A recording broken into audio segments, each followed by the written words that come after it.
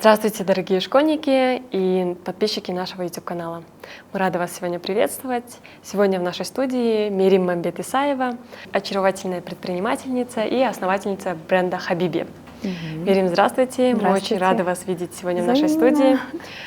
Хотели бы с вами поговорить об очень интересной теме, о текстильном производстве, о тех тенденциях, которые сегодня у нас на рынке.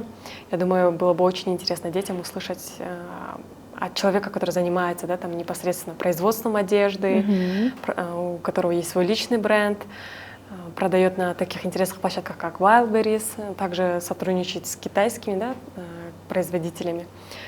Мерим, расскажите немного вкратце о себе, о том, чем вы занимаетесь и кем вы являетесь на сегодняшний день. Всем добрый вечер, Джазгуль рада, и очень приятно, что вы меня пригласили.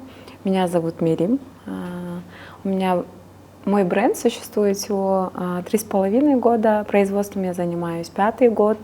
Мои вещи, именно непосредственно Хабиби, продается на площадках Wildberries, Озон. Параллельно я еще веду сейчас бизнес с Китаем. Началось все это в 2019 году. В целом продажами я занимаюсь почти 20 лет. Когда мне было 16,5, первый раз я поехала в Китай. Оказывается, на то время еще я была производителем, но я об этом не знала, потому что дядя мне было 16, я к чему хочу именно подметить, подарил мне телефон, очень дорогой на то время.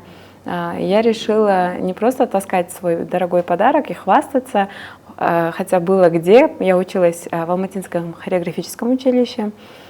Я продала телефон за $400, еще заняла немного денег у маминой подруги, не у мамы, заметьте, хотя у мамы тоже был бизнес. И где-то на $800, нет, сначала я купила платье итальянское в ЦУМе за $600. То есть я добавила еще 200, потому что я хотела сшить такое платье. Я не знала, где мне его отшивать. Я тогда, мне было 16. Я пошла к китайцам на рынок, на барахолке это было все в Алмате, и спросила у китайца, сколько будет стоить такое платье, если я закажу 100 штук. То есть я пришла к китайцу как заказчик и спрашиваю, он говорит, мы по 100 штук не шьем, минимум 300. Я говорю, хорошо, посчитайте. Он мне посчитал, это было на то время где-то около 900 тысяч тенге, допустим. Точно не помню, не буду врать. Это по курсу где-то 300 сомов было на то время. И я говорю, давай, я беру 300 штук. Через сколько? Он, за 6 дней мне отшивает в Китае, плюс доставка с Харгоса 5 дней.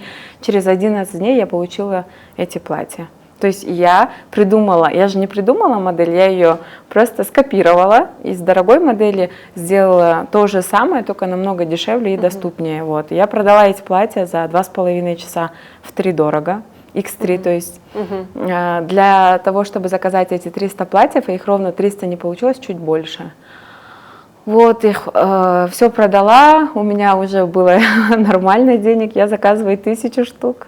И так на этих платьях я за 2,5 месяца заработала, если мне не ошибает память, где-то $20 тысяч на одной модели платья, 16 лет.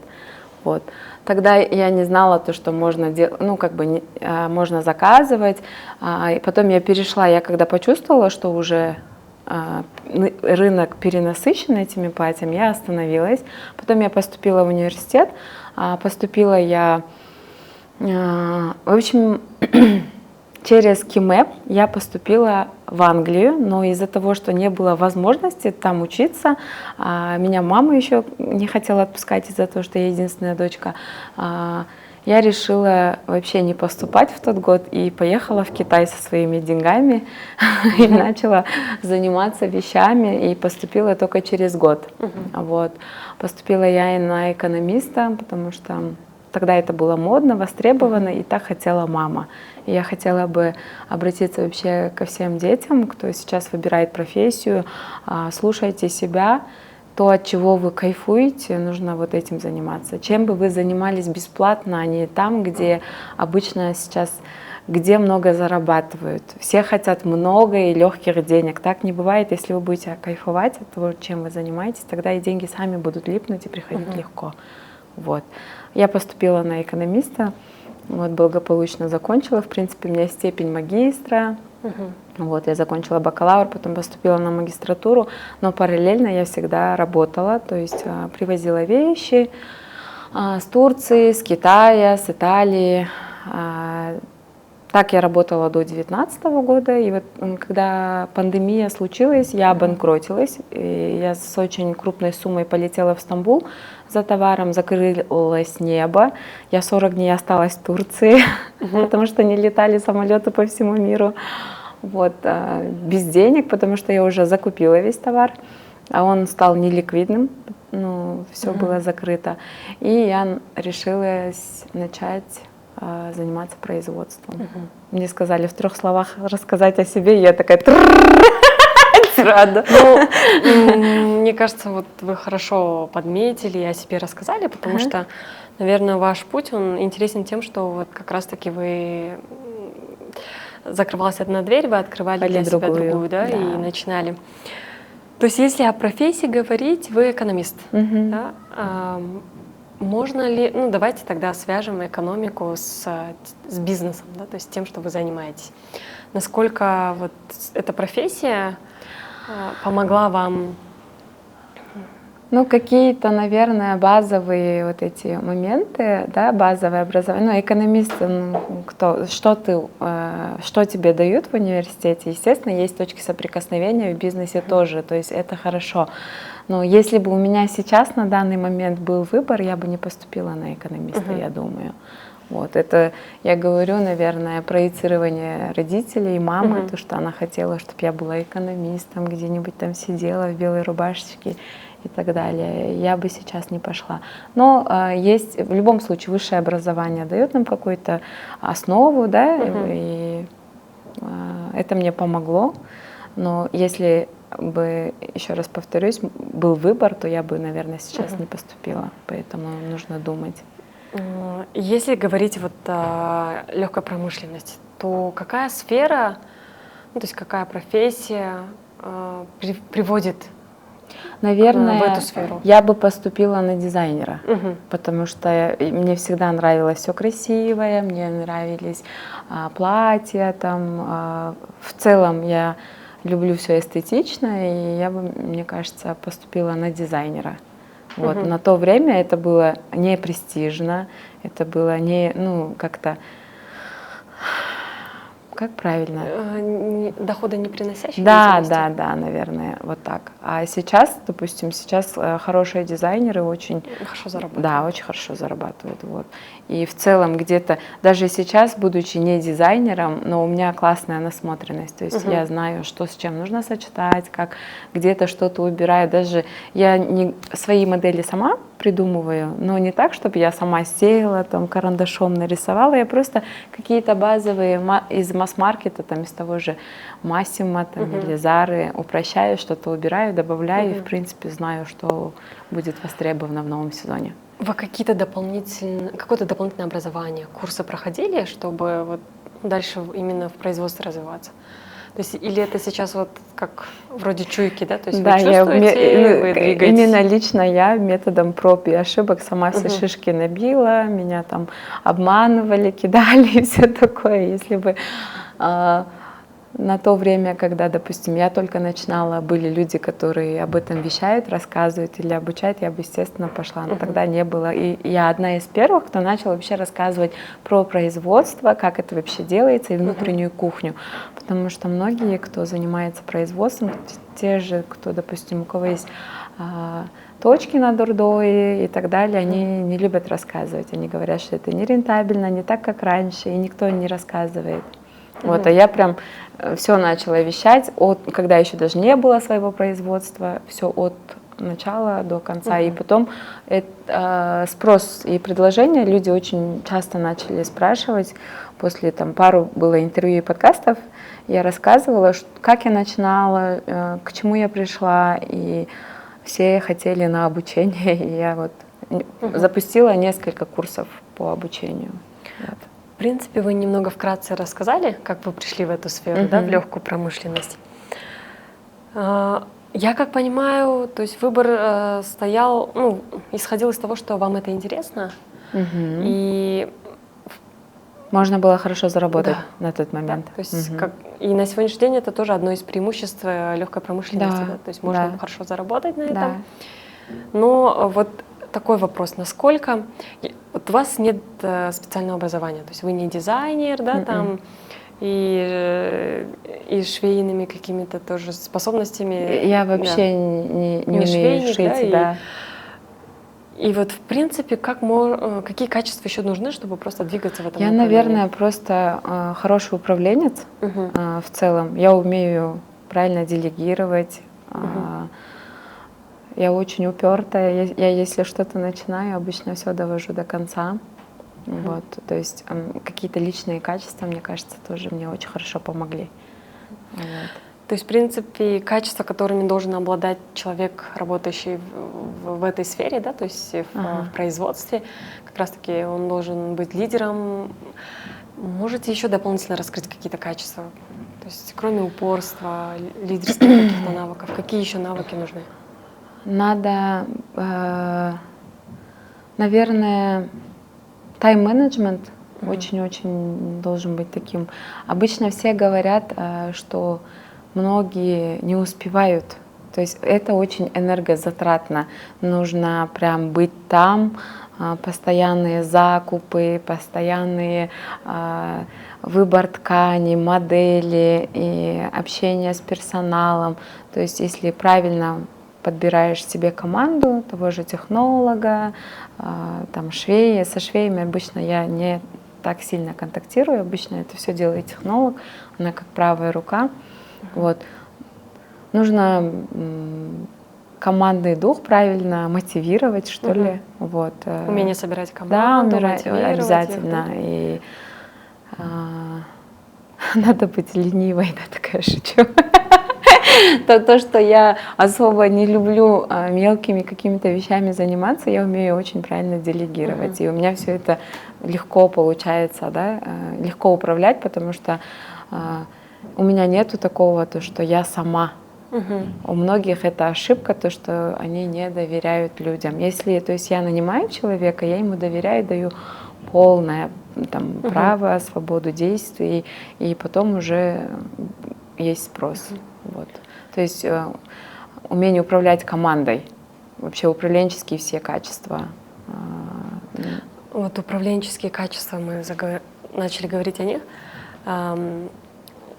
Это приобретенные качества, либо вы все-таки там на кого-то обучались, или это частично с университета? Потому что экономика, вот в представлении моем, например, многие экономисты, они хорошие управленцы, потому что их обучают, да, там.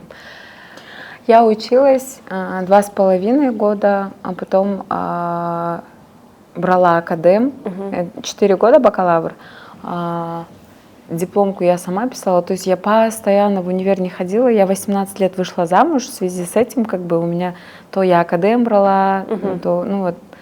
С универа, конечно, тоже, я говорю, азы есть, но больше, наверное, человеческие качества. То есть не может человек, который медленно двигается, медленно думает и не умеет управлять людьми, он не сможет в этом бизнесе. Туда нужен такой человек, у которого есть стержень, упертость, дух. Вот. То есть, в принципе, работая над собой, развивая качества, да, такие как упертость, твердость, можно прийти в бизнес. Да, да. Давайте тогда к следующему, да, вопросу перейдем. Какие навыки, знания нужны, чтобы поступить? Ну, мне кажется, мы больше говорим об управлении бизнесом, да? Наверное, да. Да, и вот что... если брать как BA, да, говорят, управление бизнесом, то какие навыки, знания нужны, чтобы поступить именно на эту профессию? Вот вы через свой опыт, какие знания, навыки можете отметить? В принципе, на BA сейчас не так сложно поступить, я так думаю. Базовые, любые, ну, допустим, средние баллы. Что еще? Именно каких-то специальных, мне кажется, не нужно знаний. Просто поступайте, если вы хотите управлять.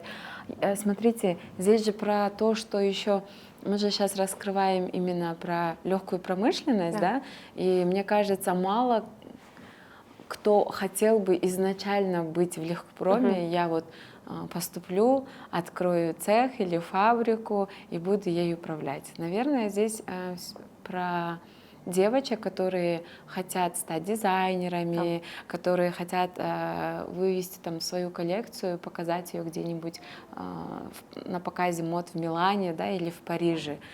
Здесь, я думаю, наверное, не BUA, а больше на дизайнера все-таки нужно отучиться, знать эту внутреннюю кухню, начать там, допустим, с какого-нибудь ателье или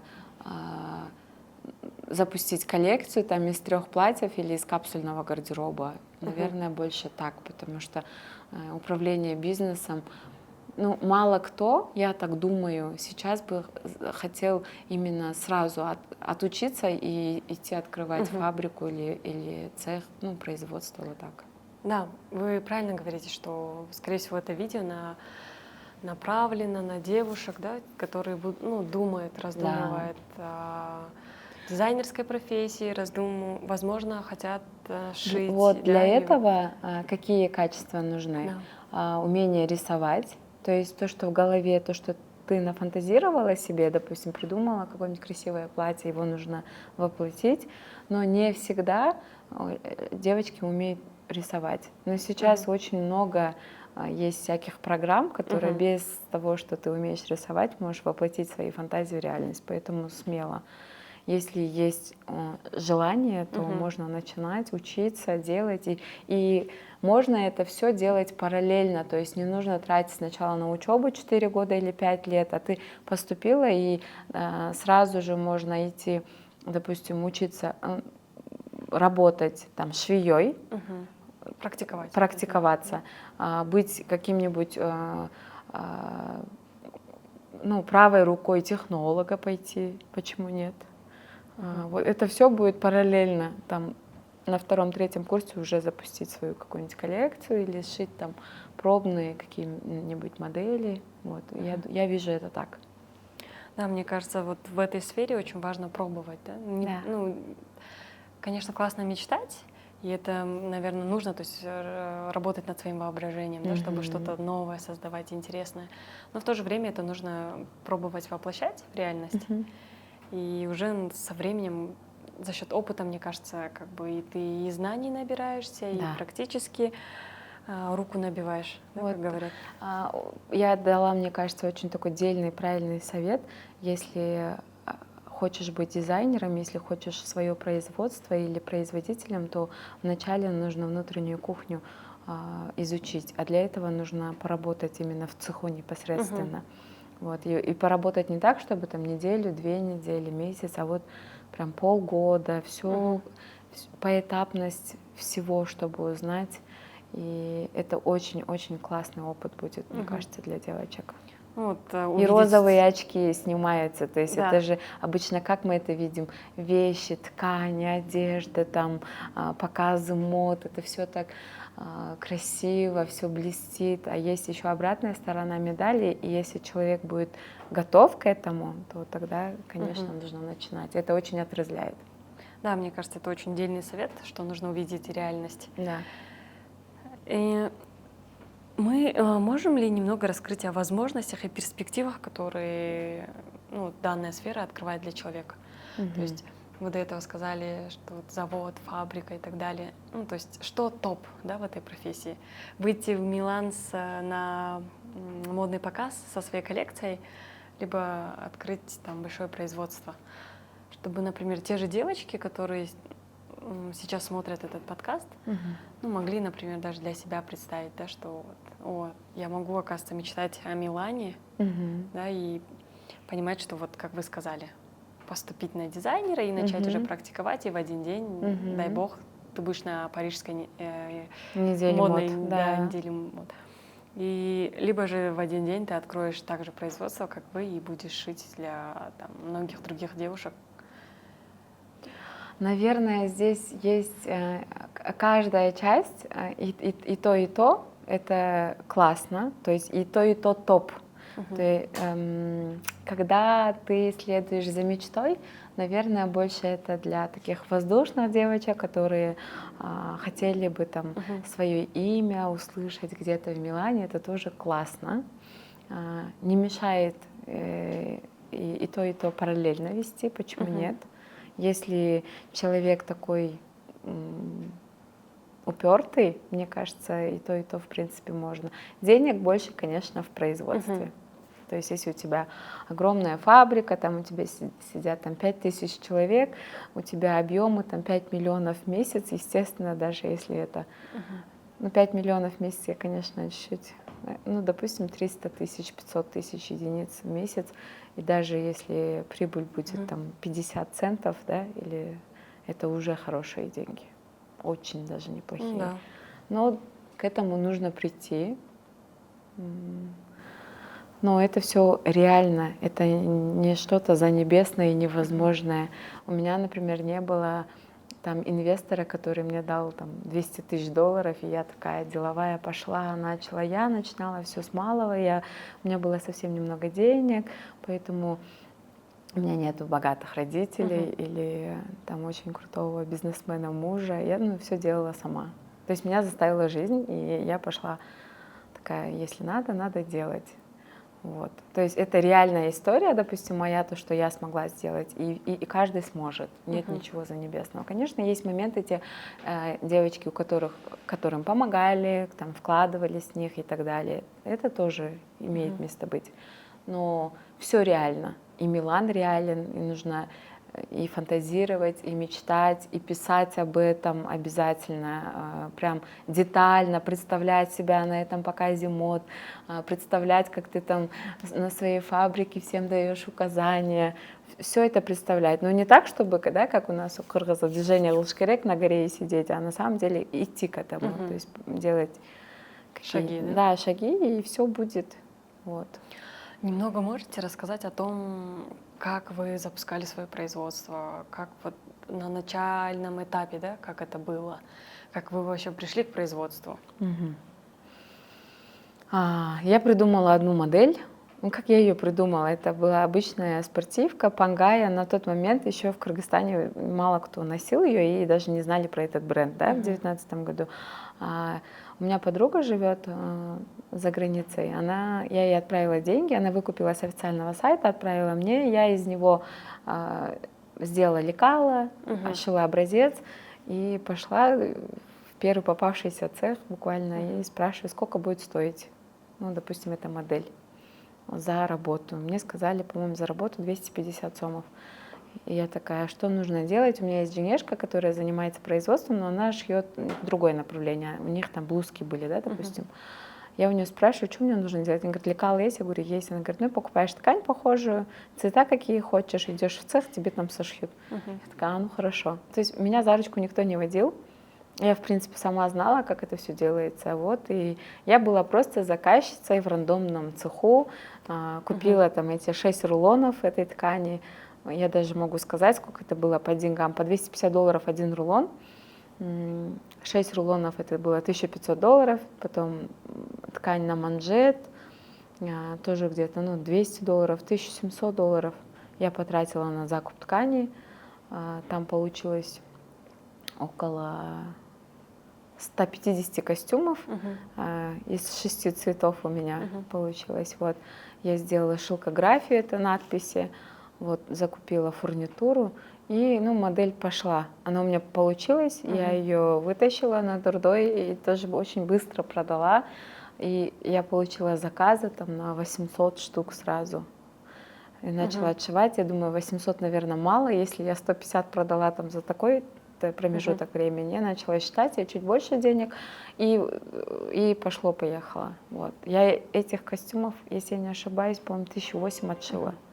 Одной у вас сейчас модели. Есть свой цех, да? Да. Тогда я была заказчицей, где-то года 1,5-2 я была заказчицей в цеху. Работала с цехами, там они сами все снимали, арендовали, все такое. Потом я поняла то, что с большими объемами уже нужно выходить на свое производство, потому что я посчитала математику, что мне невыгодно переплачивать, там и люди зарабатывают, то есть у меня будет своя команда. Вот. Мой первый технолог, она просто ушла с одного цеха, была там технологом, и поверила в меня. Когда у меня не было своего цеха, у меня есть один технолог, и нету ни помещения, ни машинок, ничего. Я говорю, пойдете у меня технологом работать? Она говорит, да. Айнур Эджей, ну, я думаю, вы увидите, я вам благодарна, что вы в меня поверили. Мы у подружки в цеху раскроили эти там костюмы, потом развезли по надомницам на машине моей. Две надомницы в разных местах живут, у них машинки дома, они дома шьют. Вот. Потом, когда они закончили шить, отвезли еще в цех другой подруги, там утюжник нам отгладил, да, потом в другом цеху мы это все упаковывали, то есть я без цеха отшила, за каждую единицу технологу заплатила, швеям заплатила, всем заплатила, и у меня одна модель закончилась без своего цеха, пока я искала помещение. Вот я нашла помещение, поставила там 8, первый цех у меня было 8 машинок, вот. А сейчас у вас? Сейчас в основном цеху 22 машинки, еще в одном 7, ну, в общем, где-то 35. 35, но на данный момент спад, где-то человек 20-25 работает. Ну, вся команда около 30 человек в целом.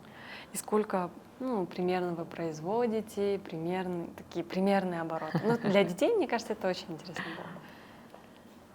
было. Я не буду говорить про сейчас, потому что сейчас у меня фокус немножко поменялся. Я и производитель, то есть я и свое отшиваю, да, но в моменте, когда было классно, просто здесь про такие какие-то взлеты и падения, да, постоянно. Есть сезонность, есть прям когда классно, когда есть спад, то есть с ноября по февраль это обычно тишина, и с февраля опять начинается, да. Самый пик в основном это апрель.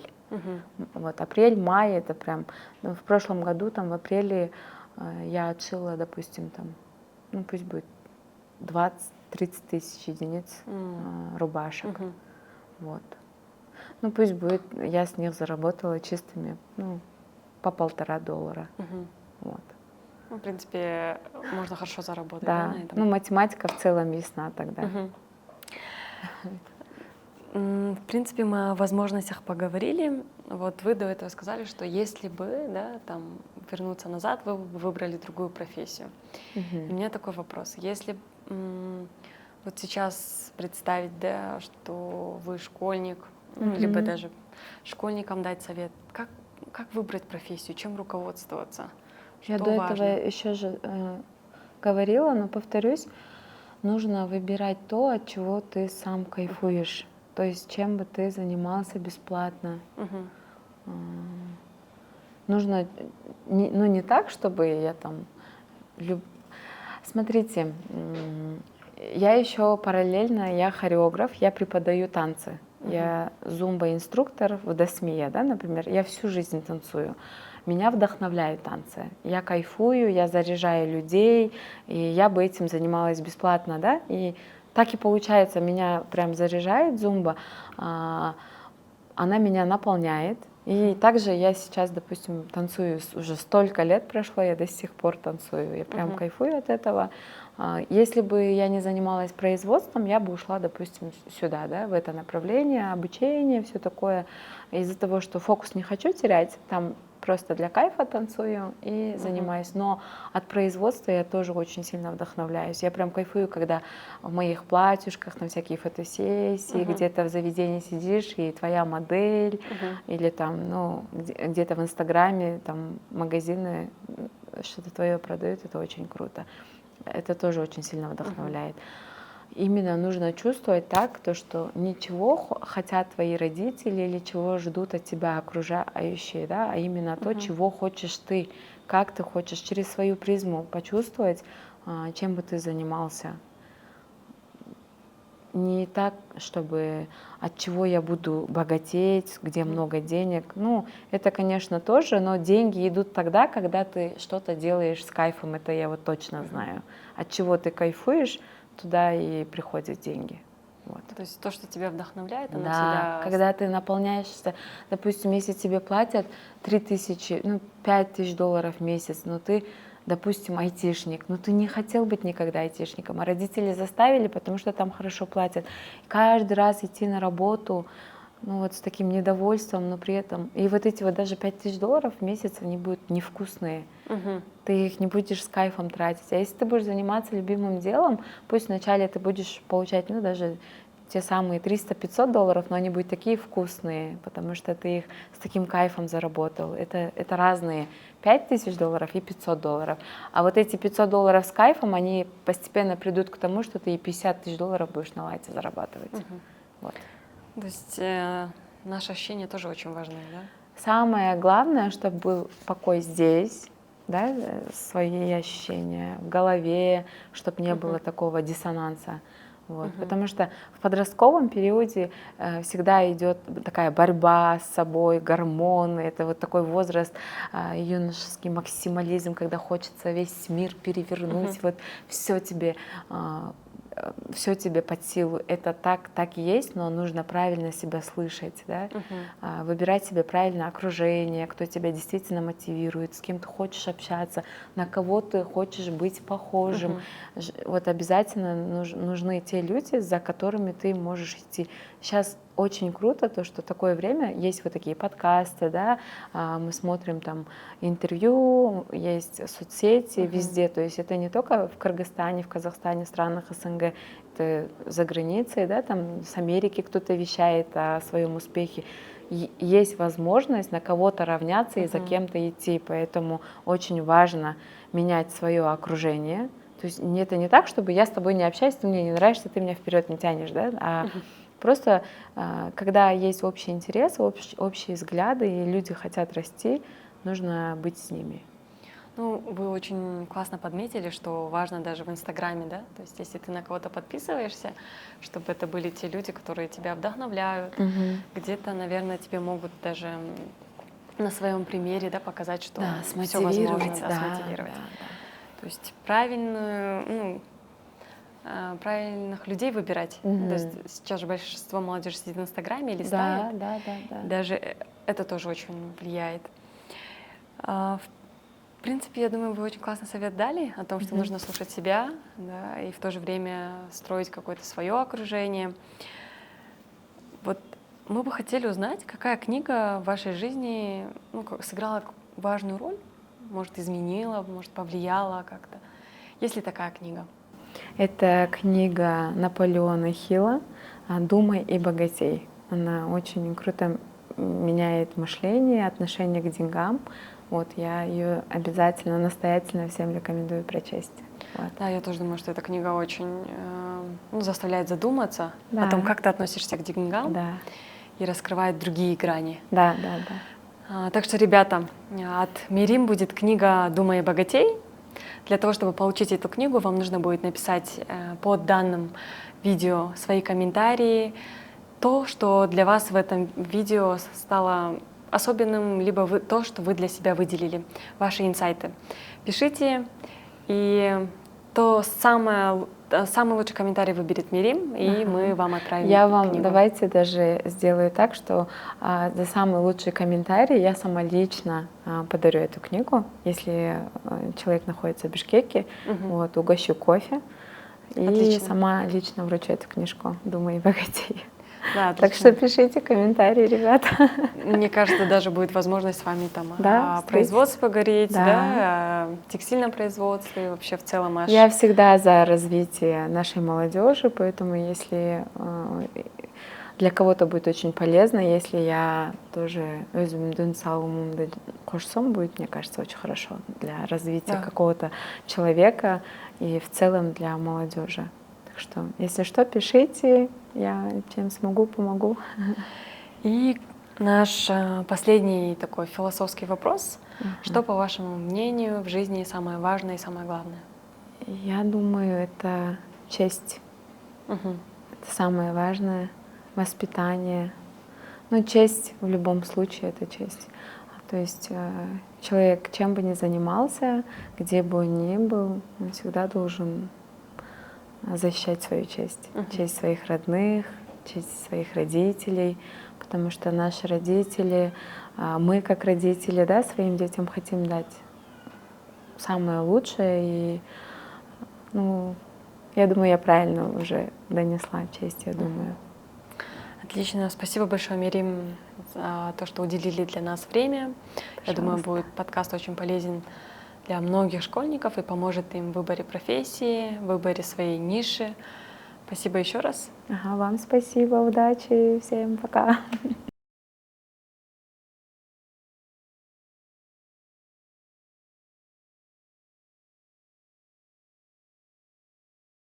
Твое будущее создается сегодня.